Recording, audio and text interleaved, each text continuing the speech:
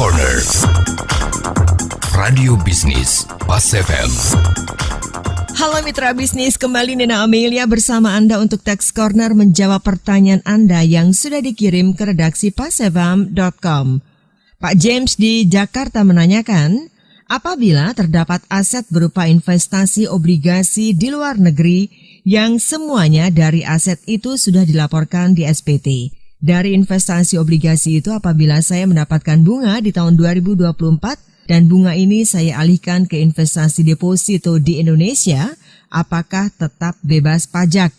Dan juga apakah bunga obligasi dari luar negeri tetap harus dilaporkan di SPT tahunan?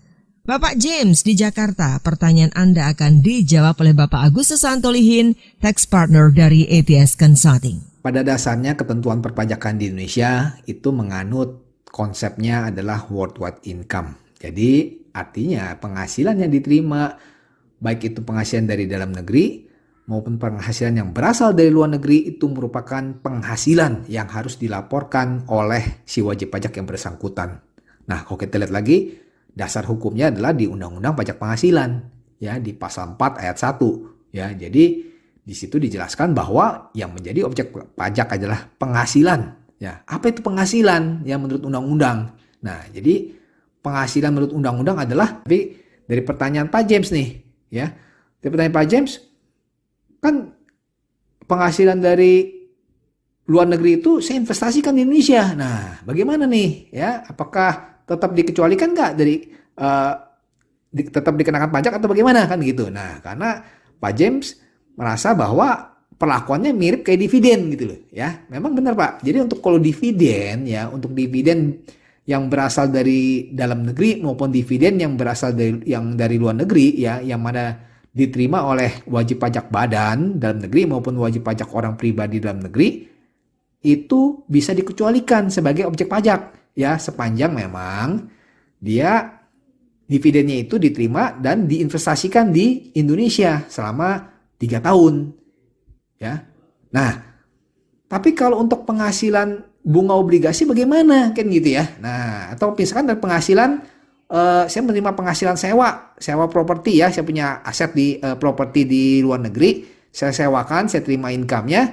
Nah, income-nya ini saya depositokan, ya, saya investasikan di Indonesia gitu ya kan. Nah, bagaimana, apakah tetap dikenakan pajak atau tidak? Nah, jadi untuk penghasilan misalnya seperti bunga obligasi, penghasilan berasal dari sewa properti, maupun misalkan penghasilan dari keuntungan penjualan aset di luar negeri, ya, itu penghasilan itu tetap dikenakan pajak walaupun diinvestasikan di Indonesia.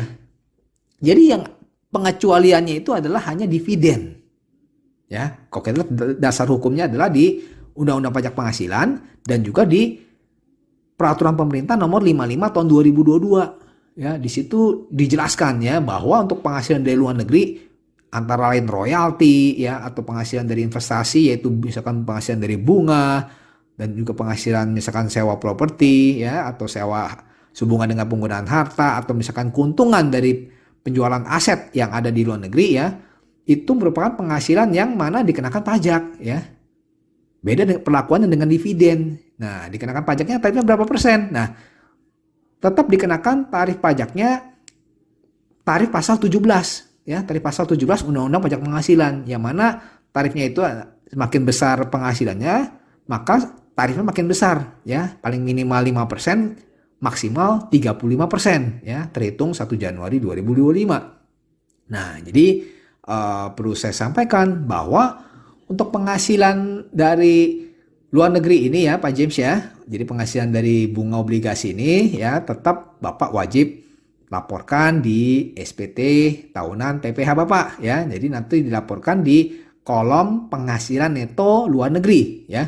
Jadi di sini nanti untuk penghasilan neto luar negeri nanti digabungkan juga dengan penghasilan dari dalam negeri, ya, jadi nanti di total, ya, untuk menghitung berapa dasar perhitungan untuk PPh terutangnya seperti itu. Ya, jadi nanti digabungkan total penghasilan luar negeri dan dalam negeri, ya. Jadi nanti dikenakan tarif pasal 17 Undang-Undang PPh. Nah, jadi misalkan tapi kalau di luar negeri itu penghasilan bunga obligasi saya dikenakan pajak bagaimana? Nah, itu bisa menjadi kredit pajak, Pak, ya. Jadi bisa jadi kredit pajak untuk mengurangi PPh terutang di Indonesia seperti itu. Ya, tapi memang untuk perhitungan pajaknya ya kredit pajaknya itu mesti dihitung dulu ya. Jadi tidak serta-merta bisa diakui semua. Jadi mesti dihitung secara pengkreditannya itu ya, apakah memang tarif pajaknya apakah lebih besar atau lebih kecil di Indonesia gitu loh ya. Kalau misalkan ternyata di sana dikenakan tarifnya lebih besar ya, lebih besar di Indonesia, maka tidak bisa maksimal hanya pengenaan pajaknya maksimal sebesar tarif di Indonesia seperti itu. Oke, demikian saya Agus Santolihin, semoga bermanfaat untuk Pak James dan pendengar Pas FM. Demikian Agus Susanto Lihin, Tax Partner ATS Consulting dalam Tax Corner Radio Bisnis Pas FM. Jika Anda memiliki pertanyaan seputar pajak, email ke redaksi@pasfm.com.